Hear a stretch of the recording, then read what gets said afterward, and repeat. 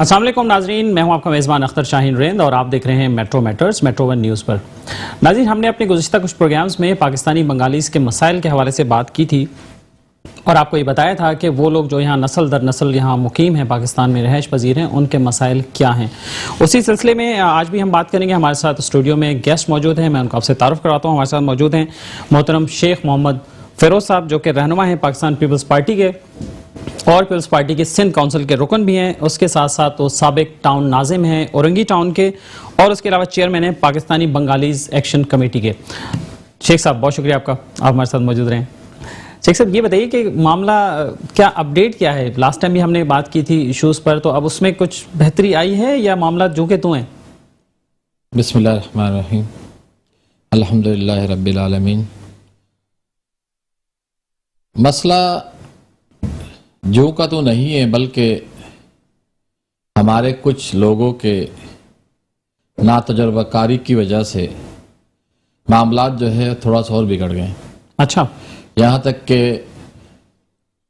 Alien card کے لیے اور ورک پرمٹ کے لیے نادرا نے جو ہے ایک ویڈیو بھی جاری کیا، ساتھ میں ایک نوٹیفیکیشن بھی،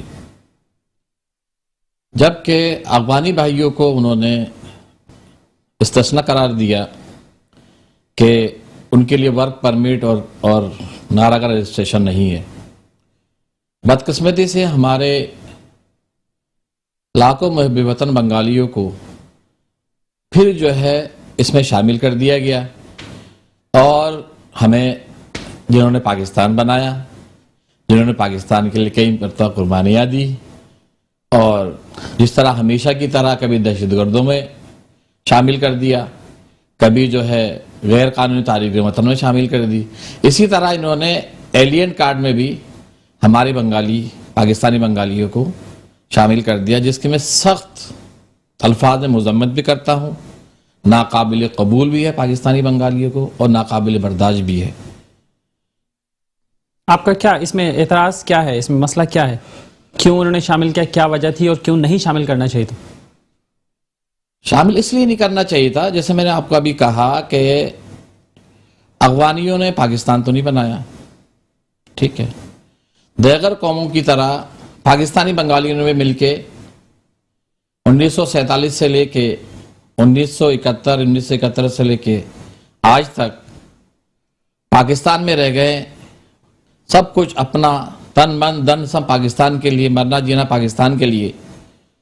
تو آپ مجھے بتائیں، جو قوم، جو مزدور پیشہ قوم، جو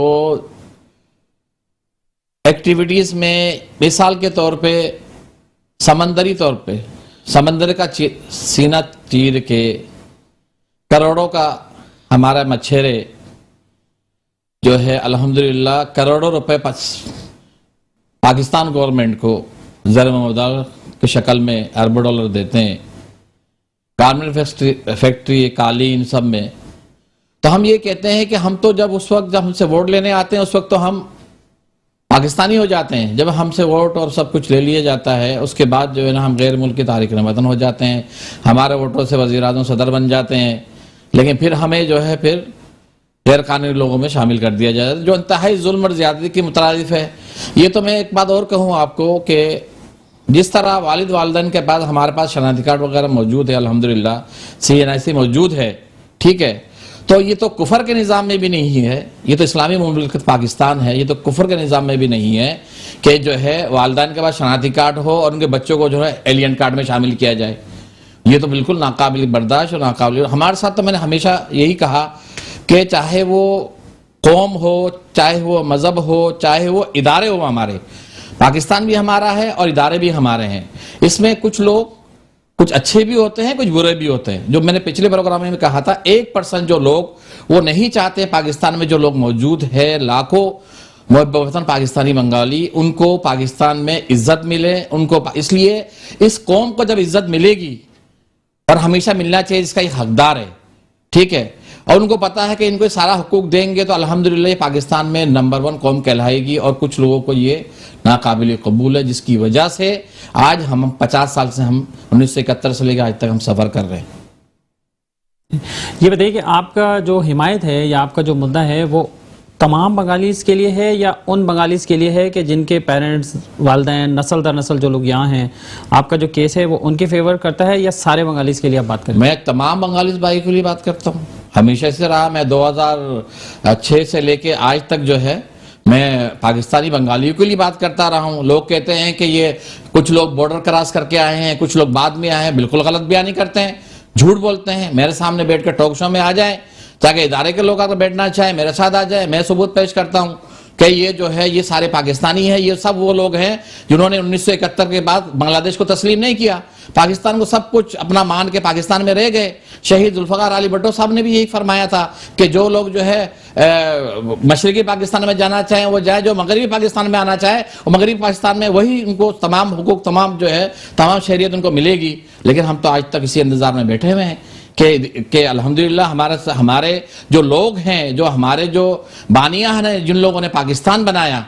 देखिए आज अगर देखिए कायद-ए-आज़म मोहम्मद अली जिन्ना साहब के साथ जो है हमारे नायब सदर पाकिस्तान का नूरुल आमीन साहब का जो है मकबरा है बराबर साथ में, तो अगर भाई आप अगर उनको पाकिस्तानी मानते हो, हमारे बानियान को मानते हो, तो हमारे बच्चों को क्यों नहीं मानते हो? और हमें किस वजह से हमें जो है ना ये 50 साल से हमारे साथ जुल्म और ज्यादती की गई है और मुसलसल की जा रही है।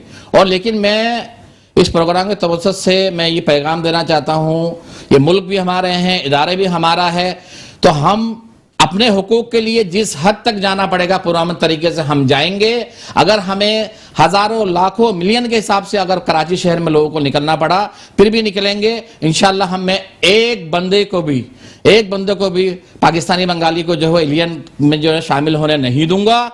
और मेरा ये वादा रहा अपने कौम से भी और अपनी बरादरी से भी, जब तक मैं जिंदा हूं ये जुल्म ज्यादती मजीद बर्दाश्त होने नहीं दूंगा। उसके अलावा नंबर 1 मैं ये कहूं, आज से जब नारा फाल था, आज से 5-7 साल पहले, जो हमारे जिन भाइयों को जबरदस्ती पुलिस के जरिए गिरफ्तार करने के बाद जिनके 50 से 60 हजार जो नारा कार्ड बनाए गए हैं, वो भी फौरी तौर पर कैंसिल किया जाए और उनको CNIC जो पाकिस्तान की शहरियत है वो हमें कार्ड चाहिए। हमें नारा कार्ड किसी सूरत में भी काबिल कबूल नहीं है। ये बताइए कि आप तो टाउन नाज़िम भी रहे और पीपल्स पार्टी में कब आपने शमूलियत अख्तियार की और क्या सियासी उस प्लेटफॉर्म से भी कोई सपोर्ट मिली आपको, आपके मसाइल हल करने में कुछ मदद मिली? जी बिल्कुल, अल्हम्दुलिल्लाह। मैंने तकरीबन आज से 5 साल पहले पाकिस्तान पीपल्स पार्टी में शमूलियत की मैंने, और मेरे साथ जो है अल्हम्दुलिल्लाह मेरे कौम के अक्सर लोग भी जो है इसमें शामिल है। और मैं जहाँ तक सपोर्ट की बात है, देखें अभी चंद दिन पहले भी तो सिंध के सदर साहब ने जो है वो पाकिस्तानी बंगाली एक्शन कमेटी के लिए, पाकिस्तानी बंगालियों के लिए एक बहुत बड़ा बयान दिया मुझे हक में और उनके मामला हल कराने के लिए।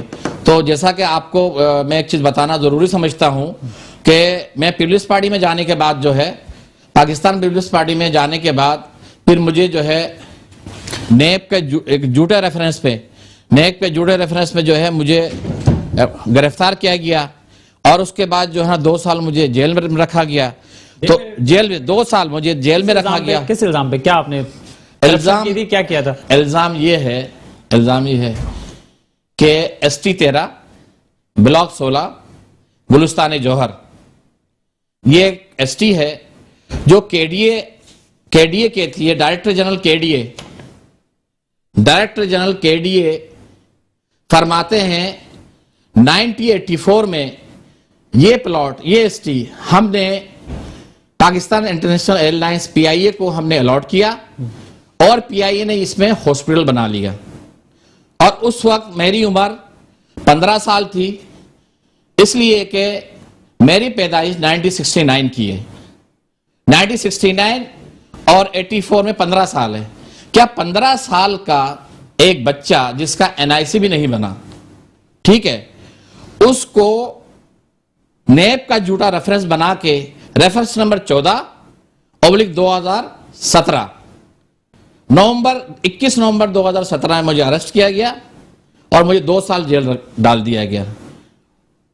मेरा प्रॉपर्टी का अपना काम है, कौन अपना रोजी रोजगार नहीं कमाता? इस शहर से कौन से ऐसे शख्स को गिरफ्तार किया गया जिसने प्रॉपर्टी का काम किया हो और उसको जेल में डाल दिया गया हो? मेरे पर जुल्म और ज्यादती सिर्फ और सिर्फ इसलिए किया गया, मैं बंगाली कौम जो पाकिस्तानी बंगाली के लिए वकालत, उनके हुकूक और उनके लिए जो है, जब मैं ہمیشہ پیش پیش آگے رہا ہوں، تو کچھ لوگوں کو یہ بالکل پسند نہیں کہ میں ان کے لیے جو ہے ان کے حقوق کے لیے، ان کی شہریت کی بات کروں. اس وجہ سے مجھے اٹھا کے جیل ڈال دیا گیا. یہ میرا قصور تھا. تو پھر یہ الزام ثابت ہو گیا؟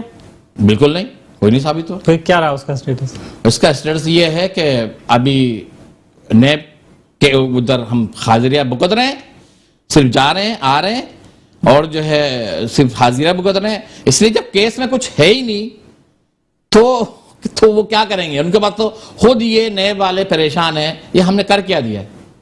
یہ بتائیے کہ آپ پیپلز پارٹی کے رہنما بھی ہیں، تو یہ آپ جو بنگالیوں کے مسائل ہیں، یہ زیادہ تر مسائل تو فیڈرل گورنمنٹ سے متعلق ہے نا؟ جی. تو آپ اس پلیٹ فارم سے بھی سیاسی طور پر بھی آپ نے لوگوں سے رابطے کیے ہوں گے، چیزیں کی ہوں گی، تو وہ رسپانس کیسا ہے وہاں سے؟ کیا فیڈ بیک آ رہا ہے؟ بالکل الحمدللہ. میں نے اپنے دوستی کے حساب سے میرے کافی الحمدللہ مختلف اداروں میں دوست یار ہیں میرے، جو جس سے بڑی اچھی سلام دعا رہی ہے. ان لوگوں سے ریکویسٹ بھی کی، اور اپنے پاکستان پیپلز پارٹی کے پلیٹ فارم سے بھی میں نے اپنے چیئرمین صاحب کو بھی آگاہ کر دیا. پھر میں نے جو ہے بلال بھٹو زرداری صاحب کو، سندھ کے صدر نثار کھڑو صاحب کو بھی، اور ساری چیزیں جو ہے ان کو بتا دیا گیا ہے. ان کو ساری چیز بتا، اور انشاءاللہ پاکستان پیپلز پارٹی نے پہلے بھی جو ہے پاکستانی بنگالی ایکشن کمیٹی اور پاکستانی بنگالیوں کے سر پہ ہاتھ رکھا ہے، اور اب بھی انشاءاللہ تعالی پاکستان پیپلز پارٹی بھرپور طور پہ ہمارے ساتھ ہے. اور کراچی میں انشاءاللہ آنے والے دنوں میں آپ خود دیکھیے گا جو کراچی کی مایوسیاں ہیں،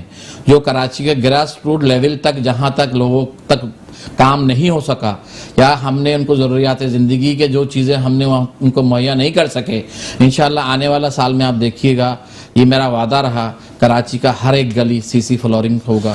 کراچی میں ہر ایک روڈ تمام کچرے اٹھ جائیں گے. جس طرح بلال بھٹو زرداری صاحب نے آج سے کوئی 20-22 دن پہلے ایک سیم ہاؤس میں ایک میٹنگ بلایا گیا تھا، جس میں میں ایز اے سندھ کونسل کا ممبر کے حساب سے میں بھی شامل تھا اس میں. جس طرح ان کے ویژن، جس طرح انہوں نے کراچی کے لیے اپنی جو ہے اپنی توجہ، اور اس میں جو ہے کراچی کو جس طرح اون کرنے کی انہوں نے بات کی، اس میں جو ہے نا مجھے ایسا لگتا ہے کہ الحمدللہ کراچی کا اور سندھ کا قسمت انشاءاللہ بدلنے والا ہے، اور پاکستان پیپلز پارٹی انشاءاللہ بدلے گی. اللہ نے. آپ سے بس آخری سوال، چونکہ پروگرام کا وقت ختم ہو رہا ہے ہمارا، آپ سے ایک سوال ہے کہ آپ لوگوں نے ہنگامی اجلاس کیا تھا کل یا پرسوں کا ایک ہنگامی اجلاس ہوا، تو اس میں کیا فیصلہ ہوا اور اب کیا آگے کا کیا لائے؟ نہیں، اس میں ہنگامی فیصلہ ہم نے کل ہم نے ہنگامی کانفرنس جو ہم نے بلایا، اس میں ہم نے یہ فیصلہ کیا 50 سال سے جو ظلم زیادتی ہو رہی ہے، ٹھیک ہے، وہ تو ہم برداشت کرتے رہے ہیں، اس لیے کہ ہم پرامن لوگ ہیں اور برداشت کرتے رہیں گے. لیکن میں نے سب کو یہی کہا، اور سب یہ فیصلہ ہوا کہ ہمیں روز روز مرنے سے ایک مرتبہ مر جائے وہ زیادہ بہتر ہے. یا تو ہمیں مکمل جو ہے ہمیں تیسرے درجے کا شہری نہ سمجھا جائے، ہمیں مکمل وہ شہری حقوق دیا جائے جو تمام قوموں کو پاکستان میں حاصل ہے. اگر وہ ہمیں نہیں دیا جاتا تو ہم 50 لاکھ لوگوں کو یا تو ہم لوگوں کو سمندر میں پھینک دیں یا ہمیں حقوق دیں، نہیں تو ہمیں 50 لاکھ لوگ انشاءاللہ تعالی بہت جلد پاکستان کا تاریخ انشاءاللہ بتائے گی کہ پاکستان میں اتنا بڑا جو ہے نا احتجاج کبھی نہیں ہوا، اور انشاءاللہ جو ہے دنیا کو انشاءاللہ دکھائیں گے، اور یہ پاکستانی بنگالی قوم کر کے دکھائے گی انشاءاللہ. شیخ عمر فیروز صاحب، بہت شکریہ آپ کا، آپ نے بنگالیوں کے مسائل پہ بات کی. بہرحال امید اچھی رکھنی چاہیے، اچھے کی امید رکھنی چاہیے، اور اللہ کرے کہ آپ کے مسائل بھی جو ہے وہ جلد حل ہو جائیں. اور ناظرین یہاں لیتے ہیں ایک بریک، اور بریک کے بعد دوبارہ حاضر ہوتے ہیں. ویلکم بیک ناظرین، اور اب ہم بات کریں گے کنٹونمنٹ بورڈز کے انتخابات کے حوالے سے. جیسے کہ آپ کو معلوم ہے کہ کنٹونمنٹ بورڈز کے الیکشنز اناؤنس ہو چکے ہیں، اور نیکسٹ منتھ میں وہ الیکشن ہونے جا رہے ہیں، جس میں خاص طور پر کراچی میں زیادہ سرگرمی دیکھنے میں آ رہی ہے. ویسے انٹیریئر سندھ میں بھی جو کنٹونمنٹس کے ایریاز ہیں وہاں بھی الیکشن ہو رہے ہیں سیم ڈیٹ کو. مختلف پارٹیز اس میں حصہ لے رہی ہیں، اپنے اپنے امیدوار پارٹیوں نے میدان میں اتار دیے ہیں. اور ہمارے ساتھ اس اسٹوڈیو میں موجود ہیں پاکستان مسلم لیگ فنکشنل کے 3 امیدوار ہمارے ساتھ موجود ہیں. ہم ان سے بات کریں گے، ان کا تعارف جانیں گے، اور ان سے پوچھیں گے کہ وہ کیوں یہ الیکشن لڑ رہے ہیں. سب سے پہلے میں ان مہمانوں کو آپ سے تعارف کروانا چاہوں گا. ہمارے ساتھ موجود ہیں جناب سید نظر قریشی صاحب، سعد نظر قریشی صاحب، جو کہ امیدوار ہیں برائے کونسلر اور Clifton cantonment board ward number 9 کے. سعد صاحب شکریہ آپ کا، آپ ہمارے ساتھ موجود رہے ہیں میرے بھائی. اور ان کے ساتھ ہمارے ساتھ موجود ہیں سید مزمل حسین صاحب، جو کہ کلفٹن کنٹونمنٹ بورڈ کے ہی کونسلر کے لیے الیکشن لڑ رہے ہیں، اور ان کا وارڈ نمبر ہے 10. مزمل صاحب تھینک یو، بہت شکریہ. اور ان کے ساتھ موجود ہیں جناب زاہد ایوبی صاحب. زاہد ایوبی صاحب بھی کونسلر کا الیکشن لڑ رہے ہیں، لیکن یہ کراچی کینٹونمنٹ بورڈ سے الیکشن لڑ رہے ہیں اور ان کا وارڈ نمبر 5 ہے. سعد صاحب آپ سے شروعات کرنا چاہوں گا. پہلے تو اپنے بارے میں بتائیے، تھوڑا اپنا تعارف بتائیے. بھائی میرا نام سعد نظر قریشی ہے اور میں جسٹس آف پیس نظر محمد قریشی کی فرزند ہوں. اور میرا سیاسی انٹروڈکشن یہ ہے کہ ہمارا جو فیملی بیک گراؤنڈ ہے، بیسیکلی سندھی ہونے کے بنا پہ ہم لوگ جو ہے مکمل طور پہ ہمیشہ سے پیپلز پارٹی کے ووٹر سپورٹر رہے. لیکن ہماری جو میری ذاتی جنگ شروع ہوئی وہ میرے اپنے گھر سے شروع ہوئی کہ ہم لوگ کے خیالات میں اختلاف ہے. وہ اختلاف یہ ہے کہ اگر پیپلز پارٹی روزی کپڑا اور مکان کا نعرہ دیتی ہے تو وہ عوام کو میسر نہیں کرتی، اور ایسی جماعت جو کہ اپنے منشور سے ہٹ کے کام کرے، اپنے مفادات کے لیے کام کرے، ہم اس جماعت کے حمایتی نہیں ہو سکتے. کیونکہ ہم پڑھے لکھے سیکٹر سے ہیں، ینگ یوتھ سے ہیں، تو ہم نے یہ بہتر سمجھا کہ ہم ایک ایسی جماعت کو جوائن کریں جو کہ ہمیں عوامی خدمت کرنے کا موقع دے. اس لیے ہی میں پاکستان مسلم لیگ فنکشنل کی طرف آیا. میرا سیاسی بیک گراؤنڈ کوئی 4-5 سال کا ہوگا، لیکن اس 5 سال کے درمیان میں نے صرف اور صرف بے لوث عوام کی خدمت کے لیے کام کیا ہے. اور میری پبلک، میرے ساتھی، ہماری سپورٹر، ہمارے ووٹر یہ جانتے ہیں کہ ہم نے پبلک کے لیے دن رات ایک کیا ہے، جس میں صحت کے اوپر کام کیا، جس میں ہم آپ کے پرفارمنس پہ بھی آتے ہیں اور آپ سے ضرور پوچھیں گے کہ آپ نے کیا کیا کام کیا ہے، کیا ڈیلیور کیا ہے. سید مزمل حسین صاحب آپ کی طرف آنا چاہوں گا. آپ کا کیا تعارف ہے، پولیٹیکل کیریئر آپ کا کب سے شروع ہوا ہے، پی ایم ایل ایف میں آپ کیوں آئے ہیں، کیا وجہ؟ میرا نام سید مزمل حسین ہے. میں 2018 میں نے پاکستان مسلم لیگ فنکشنل جوائن کی تھی. جوائن کرنے کی وجہ یہ تھی کہ مجھے اس پارٹی میں سب سے جو اچھی چیز نظر آئی کہ آپ جو ڈیلیور کرتے ہیں اس کا رزلٹ بھی آتا ہے. اگر آپ اس پارٹی میں عوام کی خدمت کے لیے گئے ہیں تو یہ پارٹی بھی عوام کی خدمت کے لیے آپ کے ساتھ ہی کھڑی ہے. ہم نے جن بھی ایشوز پہ آواز اٹھائی عوام کے لیے تو ہمیشہ ہمیں ہماری پارٹی سے بیک اپ ملا ہے، نہ کہ ہمیں مایوسی ہوئی ہے. تو مجھے ایک تو یہ مین ریزن ہے میرا فنکشنل لیگ کی طرف سے جانے میں. دوسری چیز، کراچی میں تمام جماعتوں نے اپنے اپنے وقت میں کام دکھایا، کرا نہیں کرا، اور آج کراچی کا حال آپ کے سامنے. تو اب ہمیں ایک موقع پاکستان مسلم فنکشنل کو بھی دے کے دیکھنا چاہیے کہ یہ کراچی کے عوام کے لیے انشاءاللہ ایک بہتر جماعت اور ایک بہتر مستقبل لے کے ثابت ہو. بالکل ٹھیک ہے. اور زاہد ایوبی صاحب آپ کی طرف آنا چاہوں گا. آپ ماشاءاللہ آپ کا تجربہ تو خاصا لگ رہا ہے. آپ نے کب P M L F join کی اور اس کی کیا وجہ تھی؟ میں پہلے تو میٹرو 1 کا شکریہ ادا کرتا ہوں کہ انہوں نے ہمیں موقع دیا کہ اپنے مسائل بیان کریں، بتائیں. لیکن میرا تعلق یہ 25 سال سے پہلے میں فنکشن لیگ میں تھا، فاؤنڈر ممبر تھا. اچھا. فنکشن مسلم لیگ پاکستان کا، بیر صاحب پگاڑا کا. اس کے بعد میں نے خاموشی اختیار کر لی تھی. اس کے بعد خاموشی اختیار کرنے کے بعد بچے ضد پکڑنے لگے تھے کہ پی ٹی آئی. انہوں نے مجھے 2015 میں الیکشن میں حصہ لیا. میں نے پی ٹی آئی کی طرف سے جناب علی. ٹھیک. اس کے بعد ہم نے، آپ بھی چاہ رہے تھے کوئی تبدیلی آ جائے، لیکن پھر ہوا کیا؟ یہی سوچا تھا، لیکن ہے نہیں ایسا. میں بتا رہا ہوں پھر ہاں کیا ہوا، پھر کیا ہوا. تو بہت تبدیلی جائے اور ہم نے وہاں سے الیکشن میں اپنے وارڈ سے علوی صاحب کو اور ان کو ہمارے خرم شیر زمان صاحب جو ہیں یہ وہاں سے ہمارے جیتے. مطلب جیتنے سے مقصد یہ ہے کہ اگر 2200 ووٹ 2300 ووٹ اگر ایم کیو ایم نے لیے ہیں تو ہم نے بھی 1100 ووٹ لیے ہیں. اس وقت کوئی اس میں نام نہیں لکھ سکتا تھا عمران صاحب کا، خان صاحب کا ہمارے. تو ہم نے جدوجہد کر کے محنت کر کے لیے. اس کے بعد حکومت بن گئی، اللہ نے حکومت بنا دی. حکومت بننے کے بعد ان لوگوں نے پرانے لوگوں کو سب کو ایک سائڈ کر دیا، اور جتنے پیڈ ورکر تھے، جتنے کریپ تھے، جتنے بھی جو کچھ بھی مجسمہ ان کے پاس پیسے لینے کا طریقہ کار تھا خرم شیر زمان صاحب کے پاس، وہ پورا انہوں نے خرم شیر زمان صاحب نے پورا استعمال کیا اور نئے لوگوں کو یہ لے کے آ کر کے ہمیں پیچھے ہٹا دیا. ہم بیٹھے رہے خاموشی سے، لیکن پھر بھی ہم نے اپنی زور دے کر کے الیکشن کے لیے، کونسل کے الیکشن کے لیے پھر ان سے فائٹ کی کہ الیکشن وہ ہمیں ٹکٹ دیا جائے. لیکن انہوں نے، کیونکہ پیسے کے مالک ہیں یہ لوگ، پیسے کے لالچی ہیں، تو انہوں نے پیسے لینے کے بعد. لیکن آپ غریب کارکن ہیں. جی میں عام کارکن ہیں. جی عام کارکنوں. اور اپنے وارڈ میں اگر 3,000 گھر ہیں تو ان میں سے 2800 گھر والے مجھے ضرور جانتے ہیں. بڑی بات.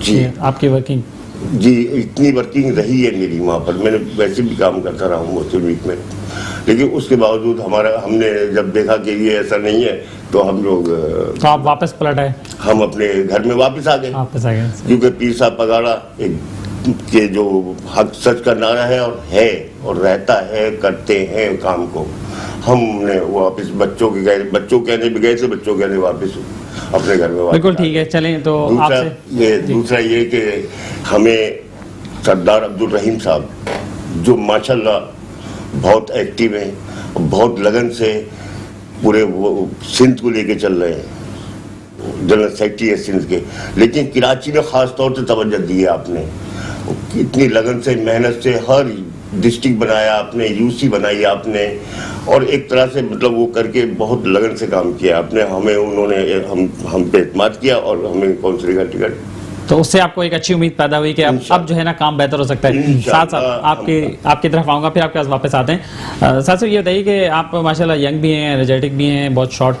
कैरियर है आपका, पॉलिटिकल कैरियर, लेकिन ये कि आप क्या करना चाहते हैं, आपके वार्ड के लोगों के क्या मसाइल हैं और आप उसे किस तरह से हल कर सकते हैं, आपका विजन क्या है? देखिए कि ऐसा है कि इसमें कि हमारे वार्ड के अंदर जो है ना वो बहुत मामूली कम, तो कौन से इलाके आते हैं आपके वार्ड में? मसाइल नहीं है। देखें उसमें आता है Delhi colony number 3, Chandio village बाज़ार एरिया, उसके बाद चांडियो विलेज में जो है वो बलोचपाड़ा, और उसके पीछे पंजाब कॉलोनी। वैसे तो सिर्फ 12,000 समथिंग लोगों के ऊपर मुश्तमिल ये वार्ड है, लेकिन मसाइल जो है वो पहाड़ के बराबर है।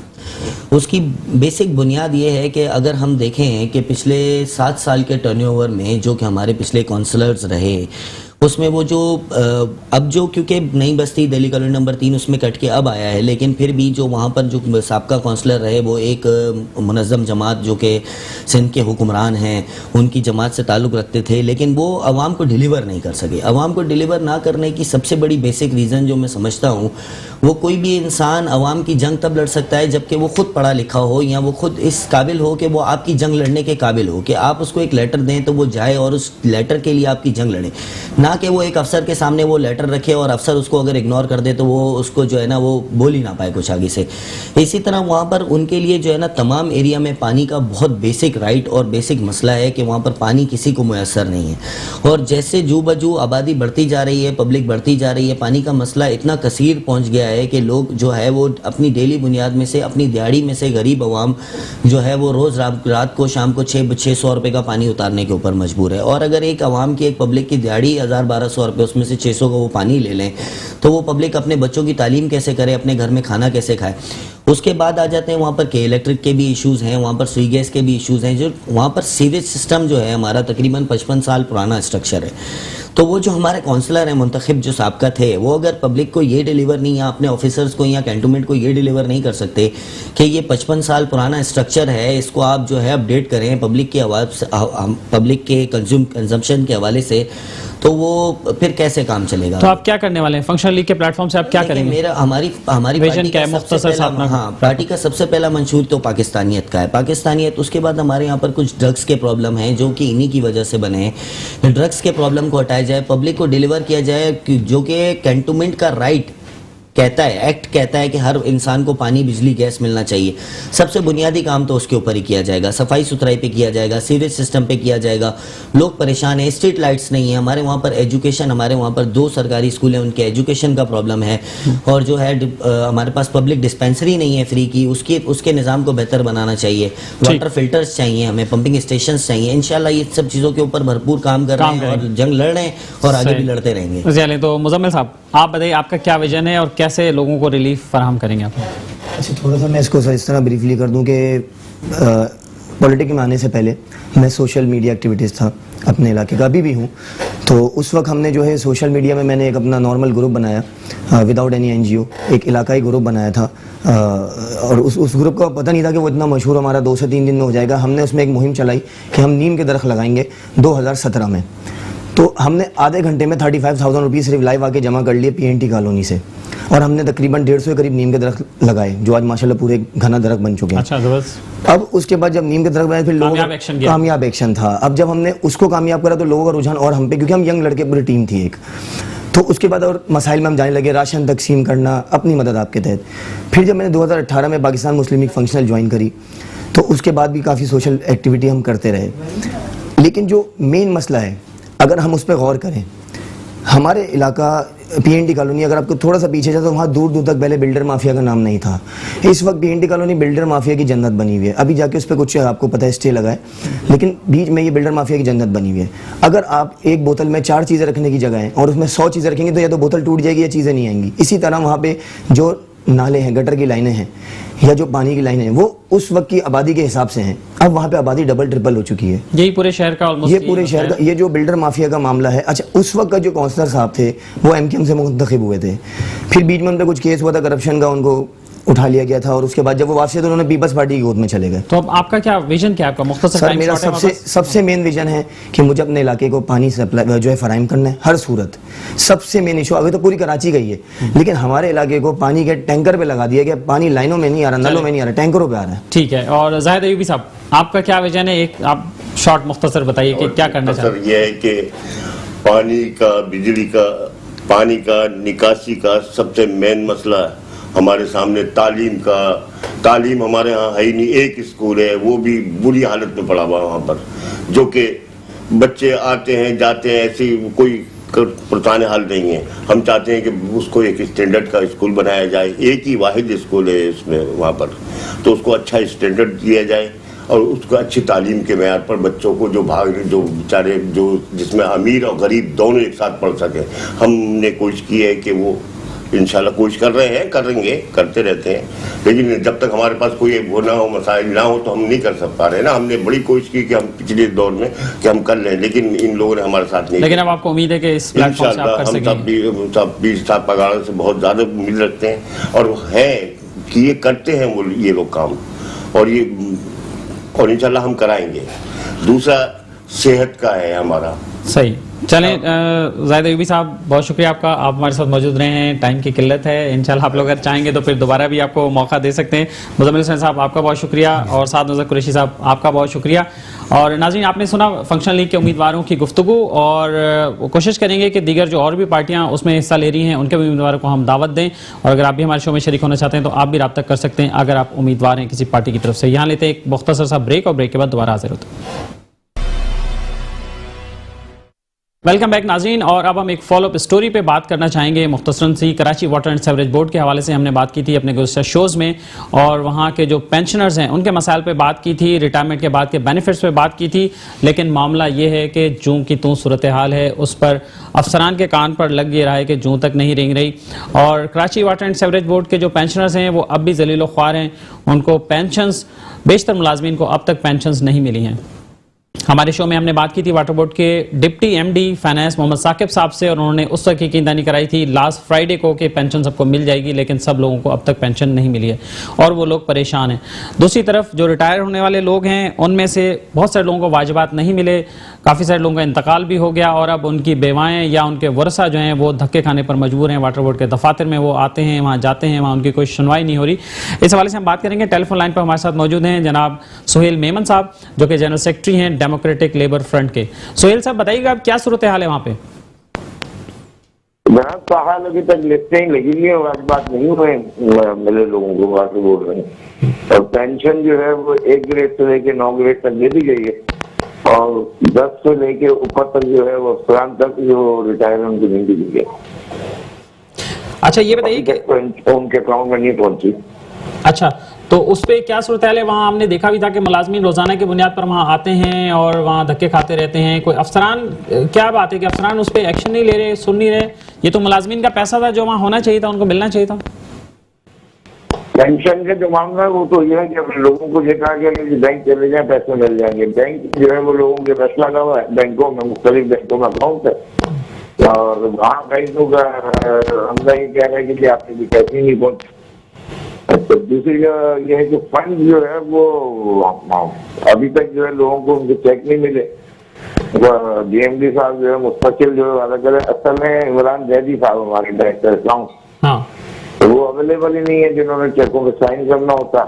اچھا, اور ان کا یہی کہنا ہے کہ جو ہے پیمنٹ نہیں ہے, پیسے نہیں ہے. ہماری سب سے بڑی جو ہے سوالیہ نشانی بن گیا ہے کہ لوگوں کو فنڈ کا پیسہ वो कहाँ चला गया वो सब नहीं बता रहे हैं। इमरान जैदी साहब ने जो है वो मुस्तकिल लोगों को जो है वो ये कहना शुरू कर दिया कि फंड के आपके पैसे जो है वो ठेकेदारों को दे दिए डीएमडी साहब ने। ठेकेदारों को दे दिए? अच्छा, ठेकेदारों को पेमेंट कर दी गई थी, तो लिहाजा जो होते हैं अब ये तो आप भी समझते हैं कि ये फंड का पैसा जो है वो किसी सूरत भी जो है तो सूरत हाल जो कि तुम्हें सुहेल मेमन साहब बहुत शुक्रिया आपका, आप हमारे साथ टेलीफोन लाइन पर मौजूद रहे। हम कोशिश करेंगे कि वाटर बोर्ड के डीएमडी फाइनेंस मोहम्मद साकिब साहब से हम बात कर सकें और उनसे मौक़िफ़ ले सकें उनका कि भाई अब तक लोगों को क्यों नहीं पैसे मिल रहे हैं।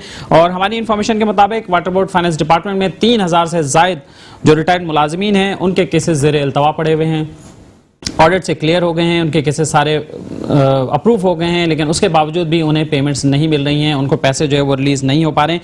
ये केसेस जो हैं निचले दर्जे के मुलाजमीन के भी हैं और हायर ग्रेड के अफसरान के भी ये केसेस हैं जो वहाँ पे ज़ेर इल्तवा पड़े हुए हैं। तो इस सूरत हाल की वजह से जो रिटायर्ड मुलाजमीन हैं वो माशी बदहाली का शिकार हो गए हैं, उनके घरों पर फाके हो गए हैं, बहुत सारे लोगों के बच्चों की शादियाँ नहीं हो पा रही, लोगों की तालीम जो है वो नहीं हो पा रही। और हमारे साथ साकिब साहब अगर मौजूद हैं तो हम उनसे बात करते हैं। अच्छा, उनसे रब्ता नहीं हो रहा, वो फ़ोन नहीं उठा रहे हैं। वाटर बोर्ड के जो रिटायर्ड मुलाजमीन हैं उसमें से हमारे पास ये इन्फॉर्मेशन है कि 69 मुलाजमीन का इंतकाल हो चुका है, रिटायर्ड मुलाजमीन का इंतकाल हो चुका है जिन्हें वाजबात नहीं मिले और उनके वरसा जो हैं वो अपने पैसों के लिए धक्के खा रहे हैं। वो पैसे जो जब मुलाजमीन मुलाजमत के दौरान वहाँ होते हैं उनकी तनख्वाहों से पैसे कटते हैं, रिटायरमेंट पर उन्हें ये सारे वाजबात मिल जाने चाहिए जो कि गवर्नमेंट का रूल भी है, लेकिन रिटायरमेंट के बाद भी उन्हें पैसे नहीं मिलते। अफसरान उन पर एहसान करते हैं, उनको किस्तों में कुछ पैसे दे देते हैं, कुछ लाख दे देते हैं, उसके बाद फिर टहला देते हैं और वो परेशान होते रहते हैं। वहाँ पर उनकी कोई सुनवाई करने वाला जो है वो नहीं है। वहाँ पर ये जो मुलाजमीन की रिटायर्ड मुलाजमीन की जो रकम है प्रोविडेंट फंड होता है और दूसरे जो वाजबात होते हैं उसका अलग से एक अकाउंट होता है। और लास्ट टाइम भी हमें साकिब साहब ने बताया था कि उस अकाउंट से पैसे कोई नहीं निकाल सकता, वो पैसे कहीं और खर्च नहीं हो सकते, लेकिन उसके बावजूद वो पैसे कहाँ गए, फिर किसकी जेब में चले गए, क्या करप्शन की नज़र हो गई या क्या हुआ? इस सूरत हाल पर हम आइंदा भी अपने आने वाले शोज़ में भी बात करेंगे, फॉलोअप स्टोरी आपको देते रहेंगे कि वो पैसे कहाँ गए, किसकी जेब में गए और मुलाजमीन का मसला क्यों नहीं हल हो पा रहा और कैसे हल होगा। नाज़रीन, इसके साथ ही अपने मेज़बान अख्तर शाहीन रिंद को आज के प्रोग्राम से इजाज़त दीजिए। फॉलोअप में हमारे साथ रहिएगा, अपना ख्याल रखिएगा। अल्लाह हाफ़िज़।